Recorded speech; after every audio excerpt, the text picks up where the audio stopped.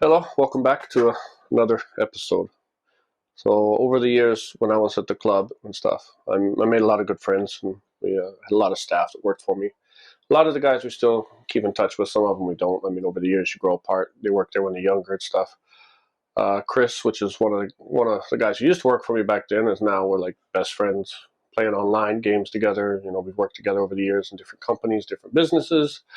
Anytime that I needed somebody to help out with something, he was always the first person I called. Driver wise, he drove for the baseball players and the people I've dealt with, celebrities and stuff. But when I was running the club, we would have about 20, 30 people a month just rotate in and out. They quit. I think the quickest, like, what do you call it? The shortest time somebody worked for me was about 45 minutes, 46 minutes. I Yeah, remember that person. yeah, he started on a Thursday. It was a busy day, and he was a good guy. And his girlfriend or wife came in, and she was there when he started, to support him and to give him that, good luck thing. And after about 25 minutes of seeing what the club was like and all the people, and of course the girls, she basically told him either me or the club and walked out. And he ran out right after, clocked out and left. It was like 46 minutes. I think he worked there. That was the shortest time. We had other people that lasted about a day. A day was common. I mean, at the end of the day, they'd just not come back the next time. So that was 24 hours and stuff. But I think 46 minutes was the record. And but it happens anyway. Chris was there, and so I had a rule: if you didn't work for the club for a minimum of a month, just don't talk to me. Because you meet people, you talk to them, and then they don't come, or you like them, you think they're a good worker, and then they don't show up anymore, they quit. So I just stayed away from them. I let my assistant managers handle that. The other managers dealt with the staff, and after about a month, if they're still there, and I seen they could good work ethic and reliable, then I started to give them a little more duties and start to find out who they really are, because it's a pain getting to know somebody for like 2 days, or so you're like, this guy's cool, your hobbies, he plays games. Oh, what games do you play? And then you find then he just doesn't show up again, or he leaves you stranded on a busy day where it's just three staff working the opening and he's not there or she's not there. So happened like anyway. Chris, he worked for me for the whole time basically after he started, but he wanted to quit after the first day, but he was too scared to, I guess. I'll let him tell the story. So all yours. All right. No cussing. No cussing. Keep it friendly, family friendly. Okay. So when I got hired, I met the assistant manager, like what you said, and it was a female. I thought, okay, so she must be the boss. I started working, and the first night I'm there, boss is there, didn't know who he was. I'm like, who's the white guy? That's the boss. Okay, whatever.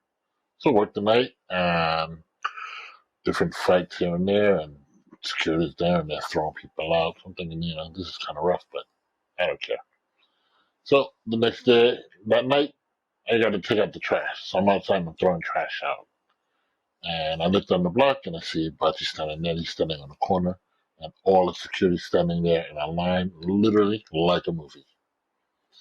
And he's this drunk military guy just screwed at him, screw you, screw your mother, screw this, screw that. Bachi's standing there listening. He's like, okay, okay. Okay, now they're about to beat up this poor white guy. And he said something. He said he was screw your mother and your whole family. I was like, see, I gotta beat you up to prove a point. And no kidding, like him over, he pulled out a baton, did like that, and all the security in a row. I'm standing and watching this. I'm like, who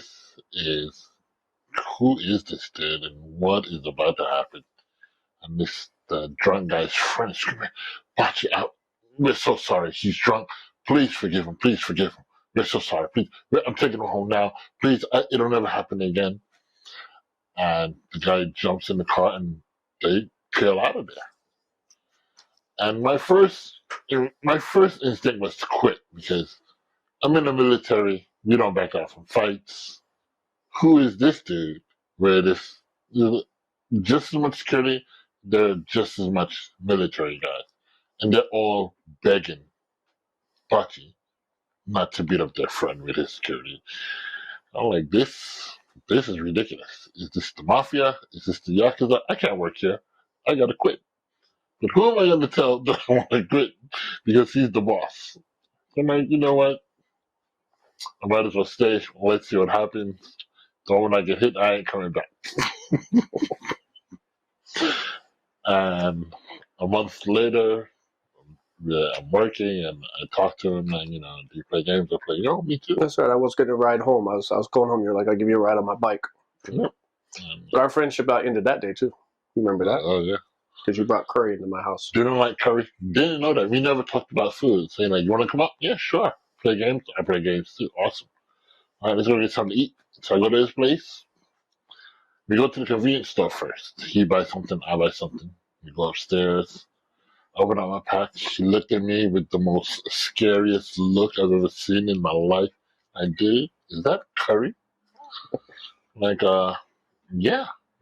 Is that a problem? I don't like curry, dude. Get out on the balcony and eat it.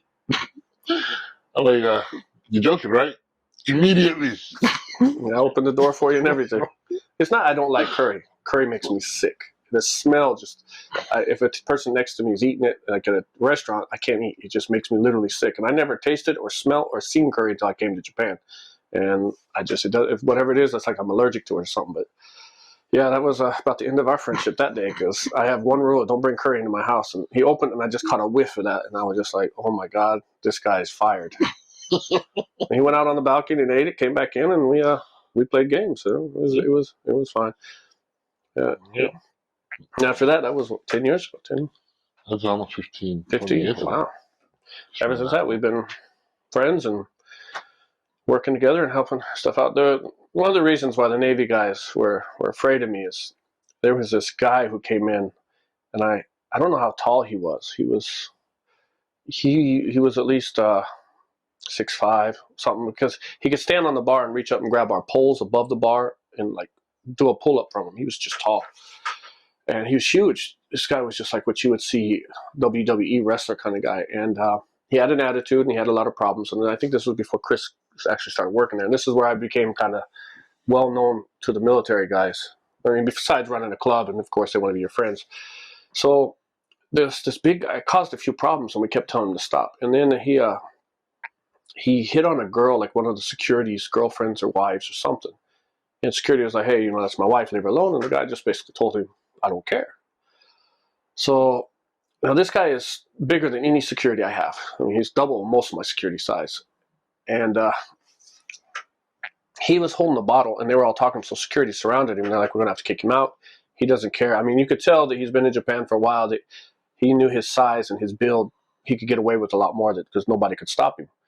And it looked like one of the rugby players from All Blacks. This guy's huge.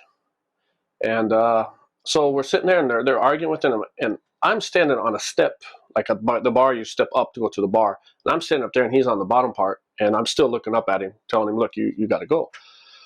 So he's holding a Corona bottle, and one of the security guys grab it with two hands to take it out of his hand, and they turn it, like they twist it out of his hand. And while he's talking to me, he looks back, and he just spins it with one hand, just turns it right back up. So the security guy just like, whoa. So we knew right there it was a problem. This guy was stronger with one arm than one of my security with two. So I think he punched the guy right there. He just hit him and knocked him out. Right then, I jumped on his back, trying to choke him out. So this guy took out 4 of my security. Why I'm on his back? Literally, why I'm riding on his back. And afterwards, when I talked to the bartenders and everybody, when they're asking, they just said they saw my blonde hair flapping in the wind while this guy's running around beating people up. And I'm holding him and I'm trying to choke him, but he's so thick that I can't even get a good lock.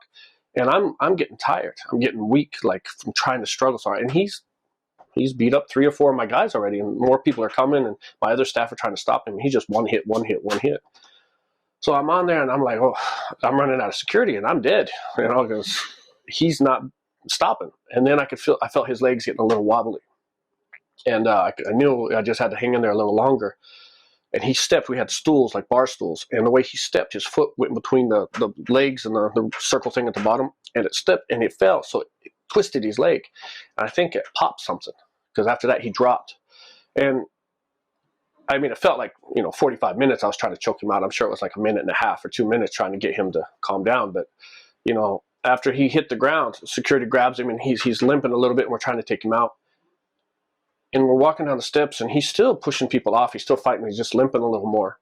And he comes at me and he swings, but I duck and I jump right back up and I lock him again, but I can't hold him.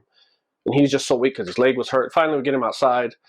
And I remember when I was pulling him, I spun him around, and literally, I'm looking up at this guy the whole time, and his head hit the door, metal part of the door, and it knocked him dazed a little bit. Like it looked like I punched him, but I really just spun him around and he hit the door.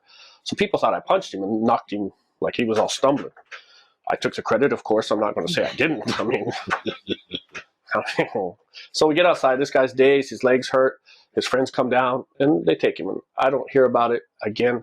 And then some Navy guys come up to me like a week later, a month later, and they're like, "Hey, are you the guy that took out Big Tom or whatever his name was?" Now this guy, I guess they said he benched like 350, 400 in the gym, and he's huge. But I guess it popped something in his knee. He's been in a wheelchair the whole time. And so I got pretty well known for that whole story because they thought, I beat this guy up. And I didn't. The metal pole between the door knocked him out. But he came back maybe 3-4 months later after he could walk again. He came back with like crutches. And I thought he came back to kill me. And I was really, I literally wouldn't, they was like, "Hey, that guy's here, the big guy, and you can't miss him."